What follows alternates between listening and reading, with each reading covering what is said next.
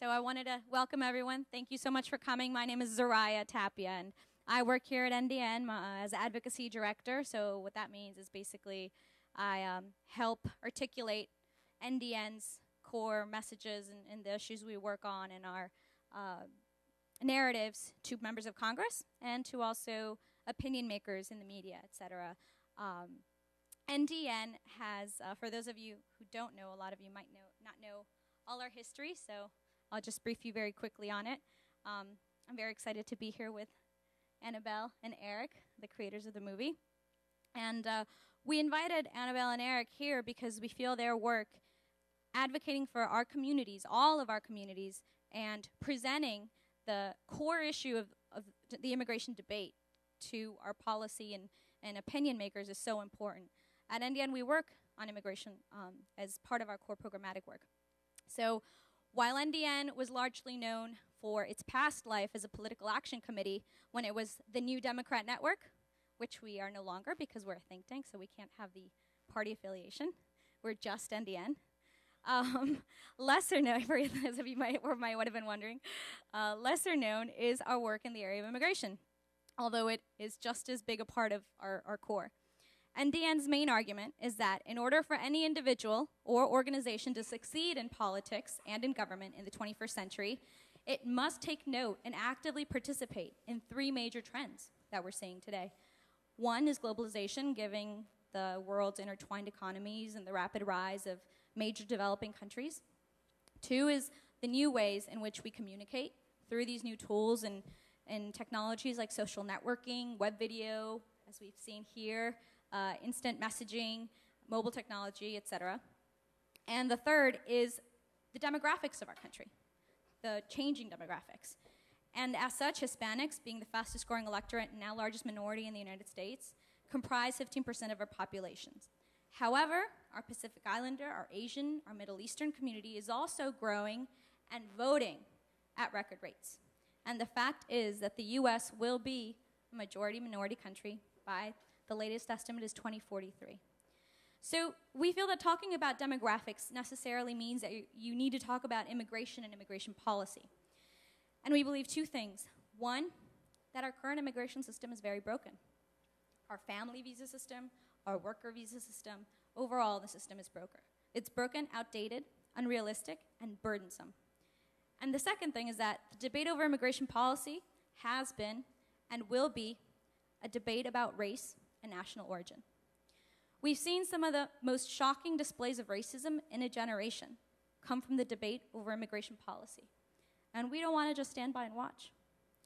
Until the 2008 presidential race, NDN was the nonprofit organization with the most resources spent on Spanish language media in history, spending over $10 million in a radio and television ad campaign in 2006 to counter the terrible anti-immigrant ads of the Republican Party and individuals like Tom Tancredo.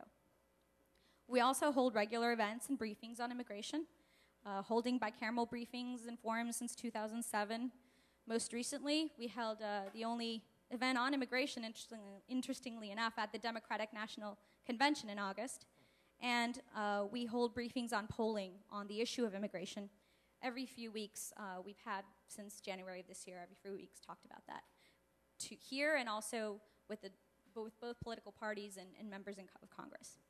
We do this because at the heart of the debate of immigration is one of our country's very identity. And that's why 9500 Liberty is so appropriate and so necessary. This film hits the nail on the head. America was founded by immigrants. It has an immigrant past, and make no mistake about it, it has an immigrant future. However, as Annabel and Eric show us here, there are many in this great nation who would forget or deny their roots. And I thought it was interesting. I've been reading, up on this issue for a long time, and one passage that I find very telling is one written by our former President John F. Kennedy in the 1950s that is sadly still so applicable today. The famous words of Emil Lazarus on the pedestal of the Statue of Liberty read, "Give me your tired, your poor, your huddled masses yearning to breathe free." Until 1921, this was an accurate picture of our society. Under present law, it would be appropriate to add, as long as they come from Northern Europe, are not too tired or not too poor or slightly ill, never stole a loaf of bread, never joined any questionable organization, and can document their activities for the past 2 years. So I just thought it's great, and sad to see that there is no question that the immigration system needs to be reformed. But most urgent is the issue before us now, that we have to remind this country of its roots. Almost since the birth of this country, those who would divide us have argued essentially that immigrants are uneducated and/or a health hazard, an economic threat against hardworking Americans, and a security threat. In colonial times, immigration, or rather the British policy of clamping down on immigration, was one of the factors behind the call for independence. James Madison wrote, "That part of America which has encouraged the immigrants has advanced more rapidly in population, agriculture, and the arts." But as early as 1797, some began to argue that while an open immigration policy was fine when the country was, quote, new and unsettled, now that America had reached maturity, immigration should stop. Sound familiar? 1797. In 1798, a Federalist Congress passed the Alien Act, which authorized the expulsion of foreigners, quote unquote, dangerous to the peace and safety of the United States. How many of you here have Irish ancestry or are Catholic? Well, in the 1820s and 30s, the waves of xenophobia ignited, and this time were against the Irish and the Catholic. How many of you here are of Jewish ancestry or heritage?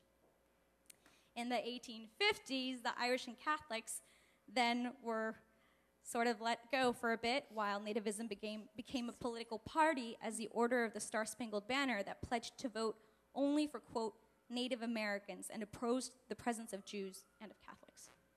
From that moment, later came the KKK and other agitators in the West who moved on from Jews and Catholics to talking about the quote-unquote yellow peril. And in 1882, Congress passed the first in a series of laws banning immigration from Asian countries. The U.S. has welcomed Chinese immigrants to build railroads and work lands in the West, but by late 1890s, some argued that Chinese labor, quote-unquote, undermined the standards of American labor. Again, sound familiar? Now we hear that in our debate against Hispanic immigrants. Ironically, anti-Chinese agitators were organized by Dennis Kearney, an Irish immigrant himself. So when it came to Hispanic Americans, Mexicans had always been ostracized in the West, even though many had been there for generations before their Anglo and European counterparts.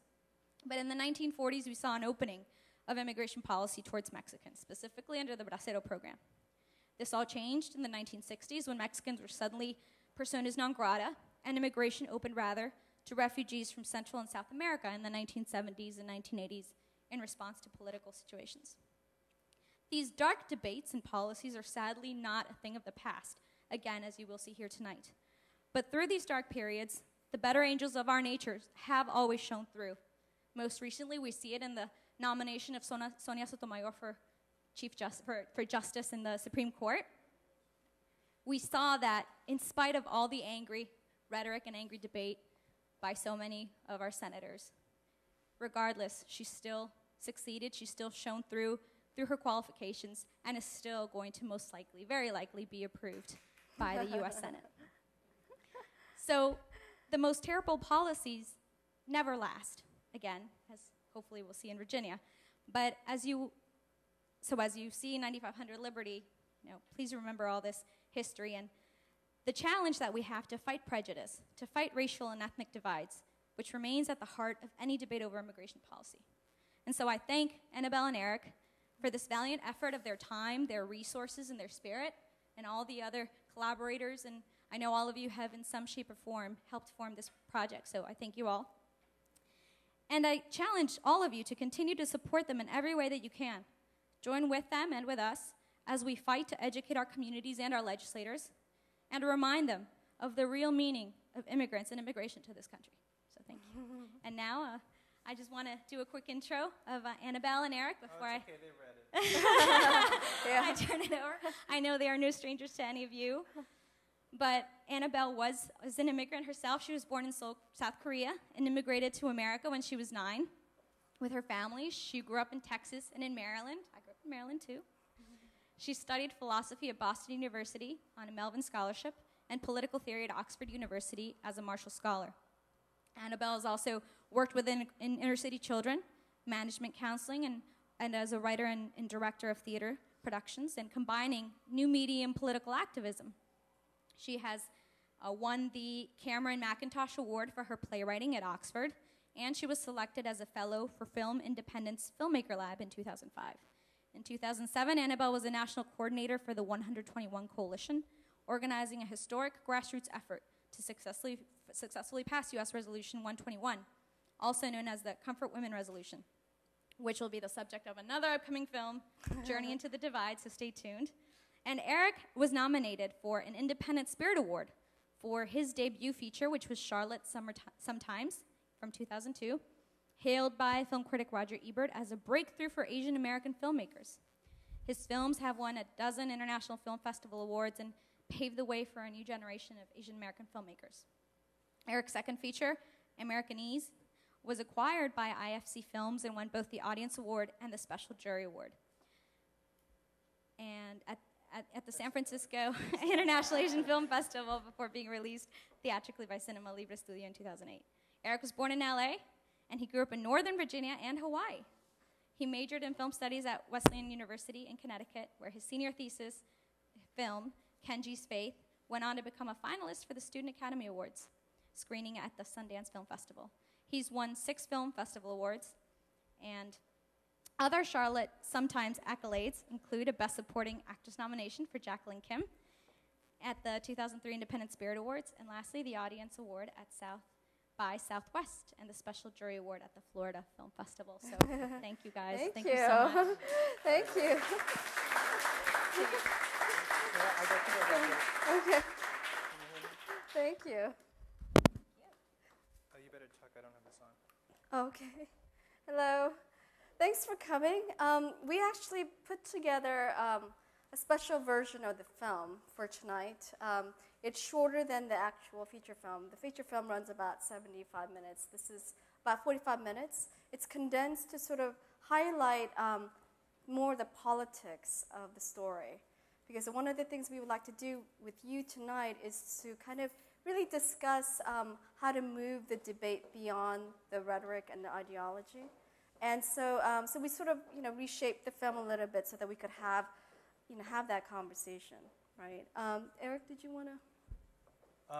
Just so you understand, the title of the film, 9500 Liberty, is the street address of the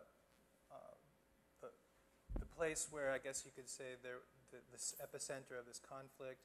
A man put a banner on a wall that was protesting a law that you'll hear about in a moment. For tonight, what you're going to see is a version of the film that omits that entire story. So everything that's outdoors and beautifully lit by the natural light and everything, all the musical montages and all of that stuff is out. This is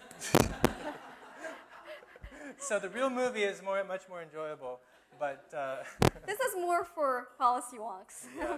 But we'll come back and talk to you afterwards. Thank you everyone for coming. Thank you for hosting Indiana and Zuraya. Yeah, thank you. Simon, who isn't here. This is a great honor, and thanks for coming, everyone.